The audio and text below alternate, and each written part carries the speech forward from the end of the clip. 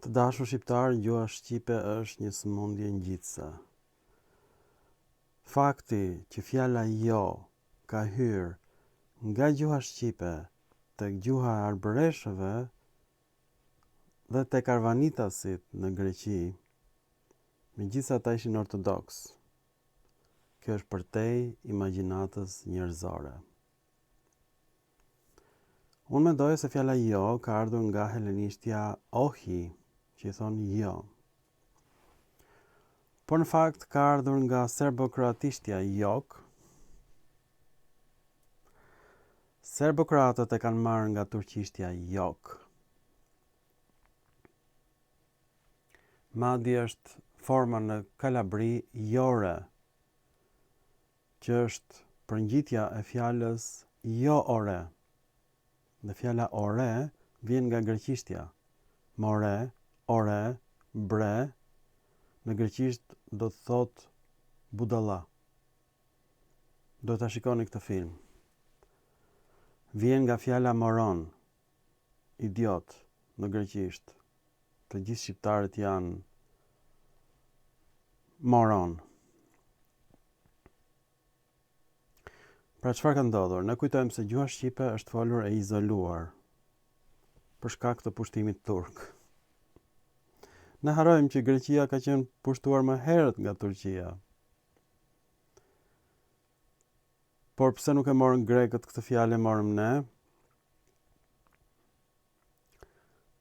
Sepse turqit u martuan me shqiptar. Kaq e thjeshtë. Kur një bashkëshort është me origjinë turke dhe tjetri është shqiptar, gjuha përzihet. Pra, po të kishte patur majmun në Shqipëri, ne do kishim një racë të përzirë majmunore, por për fat mirë nuk ka majmun në Shqipëri dhe nuk janë gjetur as fosile majmunash, kërkojni, nuk ka në asnjë muze. Majmunët u tmerruan nga shqiptarët sepse shqiptari ndërzehet me çdo gjë që lëviz. Sot kur po bëjmë këtë film, gratë më të bukura nga Shkodra martohen me turq. Në Turqi, vetëm për të ikur nga Shqipëria. Dhe Shkodra është djepi i fesë katolike. Shqiptarët janë ndërzyer me jevq, që po 20 fishohen çdo vit. Dhe brenda një dekade nuk do ketë më shqiptar. Dhe më përzirë të gjithë me jevq. Pra ky është problemi shqiptarëve, ne ndërzehemi si bagëtit. Tani po ndërzehemi dhe me grek. Dhe situata është shumë e rëndë. A dini çfarë po ndodh? Minoritarët grek që e flasin shqipen shumë mirë, shiten si shqiptar dhe dalin pa fytyrë ose me fotografi të reme në TikTok.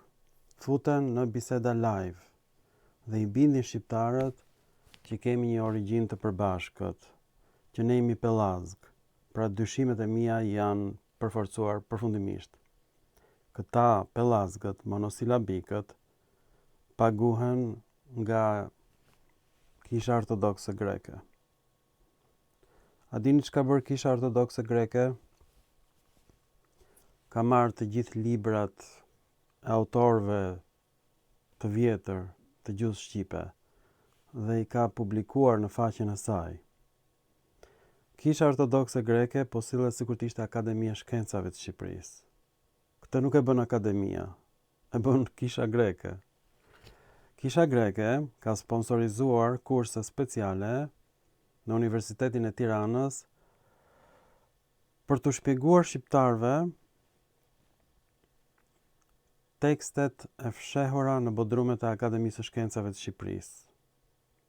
Duke shpjeguar atyre që kjo është një gjuhë e përbashkët greko-shqiptare. Unë kam thënë që shkrimet e lire janë greke, por ilirishtja nuk lidhet me gjuhën shqipe.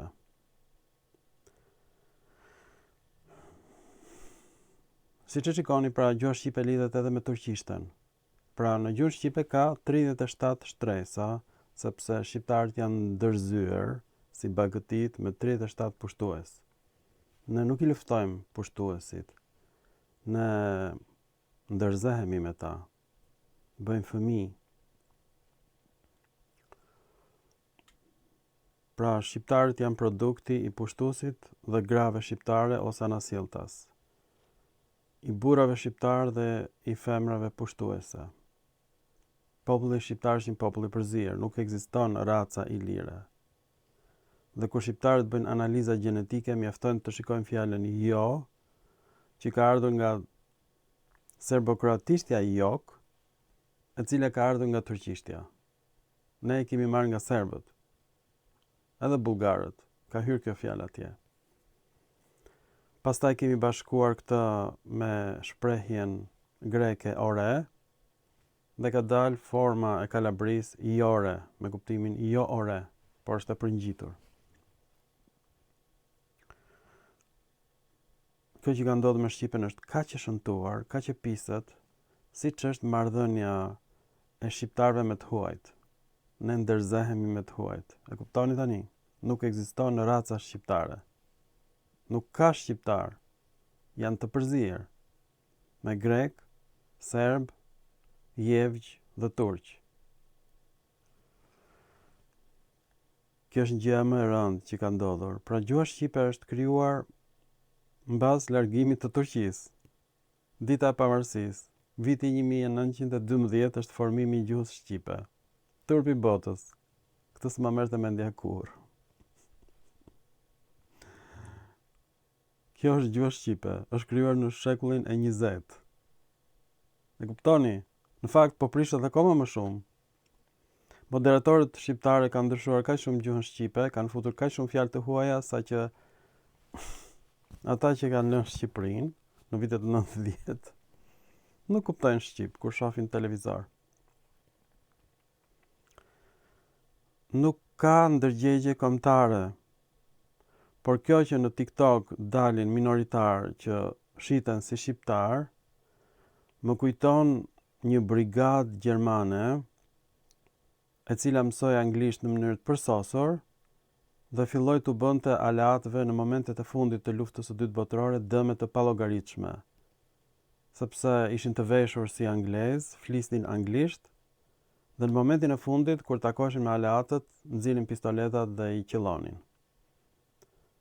Kjo brigadë ka shkaktuar më shumë dëme në luftën e dytë botërore se e gjitha ushtria gjermane që po mbrohej nga forcat aleate.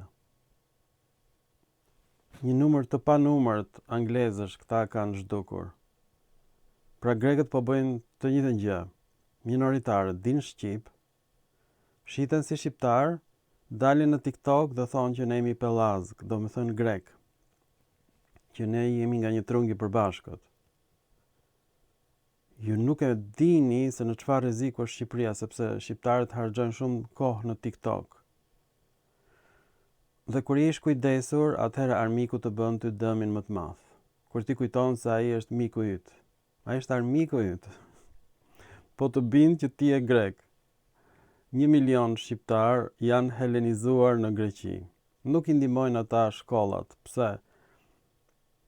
Sa do shkolla shqipe të hapësh, ata janë martuar me grek. Fëmijët e tyre tani flasin greqisht.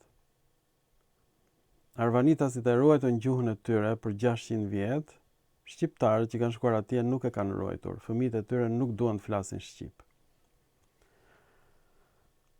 Pra ne nuk kemi ndërgjegje kombëtare. Doni të ndihmoj unë, mos zgjidhni si politikan, dhe do e mbyll kufirin me Greqinë një herë për gjithmonë. Do marr gurët e Byllisit, Antigonës, Dyrrahionit, Lissusit, Aulonës, Nikopolisit, dhe do ndërtoj një mur kinez, siç e ndërtoi presidenti i Shteteve të Bashkuara të Amerikës murin me Meksikën, i cili në fakt e ndaloi ardhjen e refugjatëve. Por ne duhet të ndalojmë ikjen e shqiptarëve. Në fakt, po ikin shqiptarët dhe kanë ardhur të gjithë minoritarët grek në Shqipëri me fonde nga kisha greke për të blerë të gjitha bizneset shqiptare. Toka shqiptare duhet të shtetëzohet, ka qenë pronë e perandorisë bizantine dhe pronë e perandorisë turke. Shqiptarët që gjë e kanë dokumente pronash, të gjitha janë mashtrime. Pra duhet shtetëzuar toka dhe të jepet vetëm me qira për 100 vjet. Këtë bën Anglia. Në Angli nuk mund ta blesh tokën, vetëm ta marrësh me qira në përdorim. Është toka e mbretit, ashtu quhet. Por siç e shikoni, Shqipëria po merr fund. Dhe Shqipërinë po e shkatron rrjeti social kinez. Edhe Facebooku. Shqiptarët po lidhen me grek. Po helenizohen vetë me dëshirë.